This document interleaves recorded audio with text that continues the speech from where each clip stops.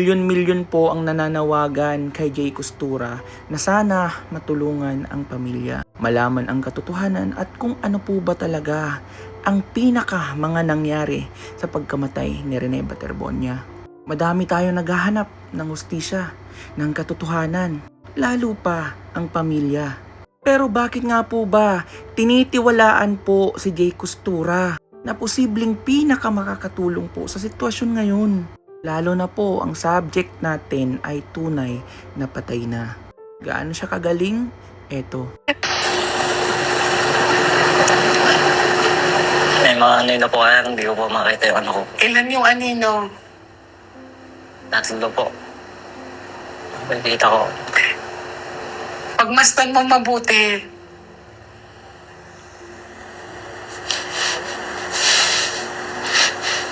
Kuya, kausapin mo siya.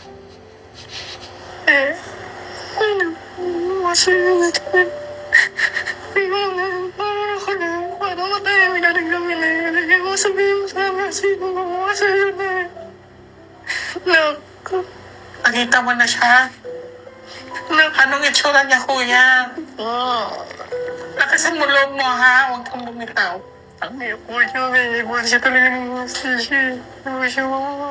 Pakinggan mo mabuti kung ano sinasabi niya. Pakinggan mo. Pakinggan mo, kuya. Anong ginawa sa kanya? Ayun po. Sinaktan siya. Paano siya sinaktan? Sinaktan ko siya ng unan. Sinaktan siya. Tapos pinatayo siya kanya. Niligbit lang po. Nakita mo kung sino gumawa? Hindi ko po siya nakita.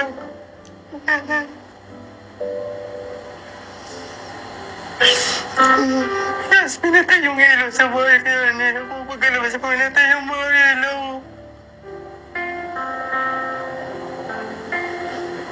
Kuya, pagmasdan mo mabuti kung sino yung lalaki na yun. Tutulungan kita, ha? Tutulungan kita.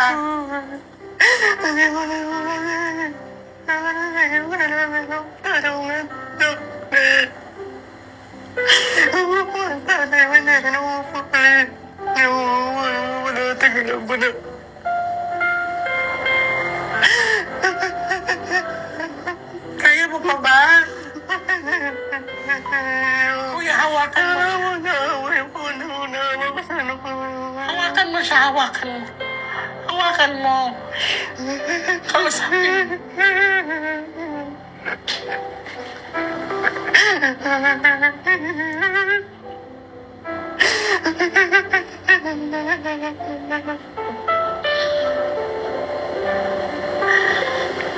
Nagbigti ka pa? Nagbigti ka pa? Hindi ko siya nagbigti. Nilagay po na talaga yung toilet. Pinalabas na bigti lang ang ano ko.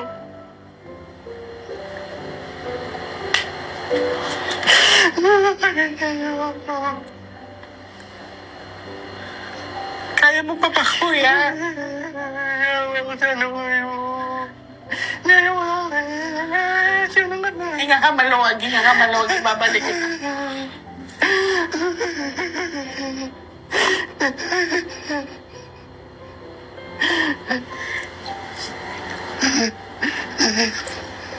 Hilot ka, paunti-unti.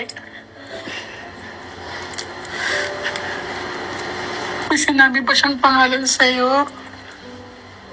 Kuya, ano nakita mo? Medyo bata eh. Pero hindi ko na mapagpag. Ano nakita mo? Anong pinakita niya sa'yo? Sinakalapawa siya. Tapos tinag ko ng unan. Kaya pala may ulan doon. Tinag ko siya ng unan eh. Sinakal siya. Kaya pala ulan.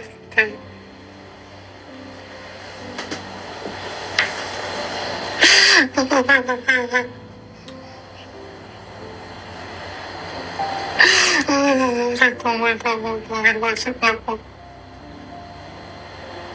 Walang kapatawanan ang ginawa ko.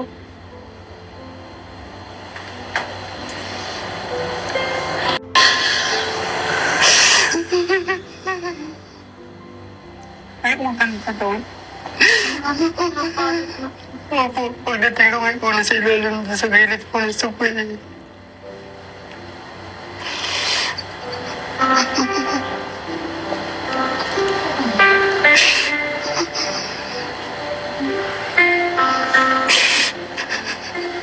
Inom mo na kayo, baby.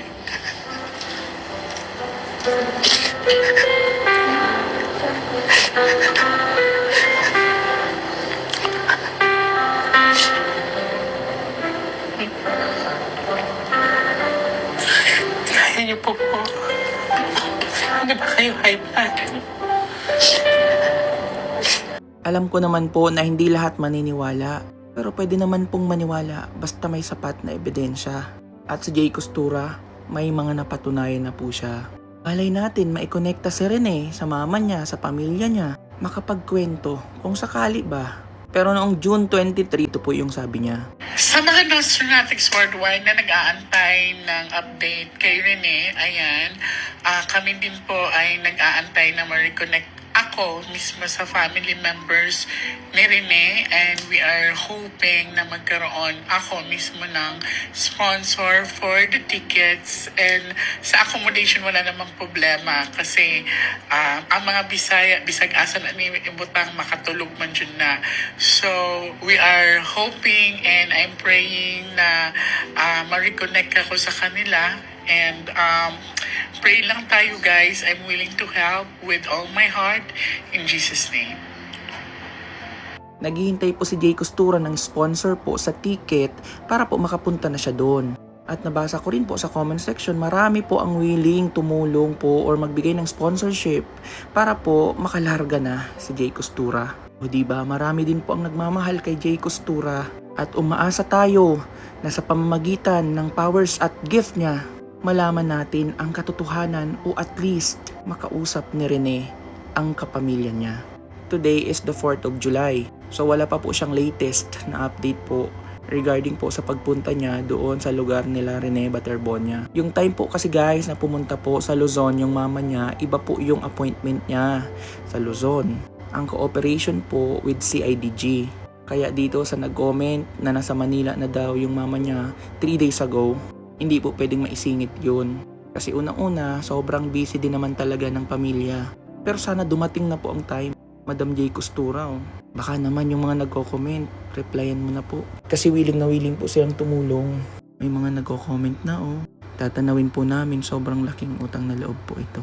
Pero syempre, si Madam din naman, gusto niya din ng katotohanan at hustisya. Kaya ang sabi niya before, hinihintay niya na lang po na mag-connect yung pamilya. Pero malay nyo naman, no? Na-try niya na or tinry niya na, baka may alam na siya. Praying po talaga kami, Madam, please.